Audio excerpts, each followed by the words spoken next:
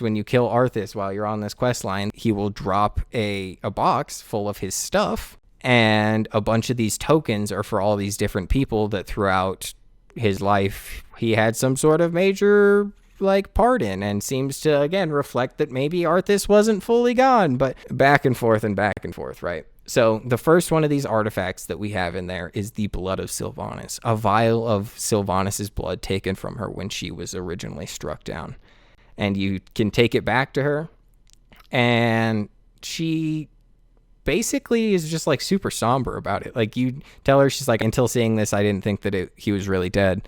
And she just tells you to leave. She gives you a cool toy that ends up playing the song of the Lament of the Highborn, which is what you could originally hear when you did the locket quest for her back in the Burning Crusade. So that's cool. You also found the tabard of the Lightbringer, which you could bring to Uther's spirit, and he would grant you, the same thing that I believe just had the flavor text of imbues you with the holy light. And he kind of mentions how he had struggled to forgive Arthas, but he likes to remember him as the proud young prince that he was instead of the monster that he had become, as this part of his spirit seems to depart. It does also possess the artifact of Alexandros' soul shard. Like we mentioned during the Death Knight starting zone, Alexandros just gets shoved into a soul shard at the start when they're doing their little battle at the Light's Hope Chapel.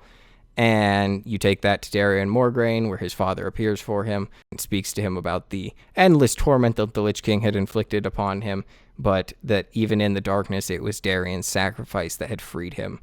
And with that reunion between the two of them, his soul then passes on as well. And that's what takes us to the very last artifact, the one that I consider to be the most important to the story, and that is Jaina's locket. He has a keepsake engraved with her image that was given to him when they were doing their whole fling in Lordaeron. And you'll take it to her, and she sees this and she begins to bawl and says, he kept it even after all these years, even as he succumbed to the darkness.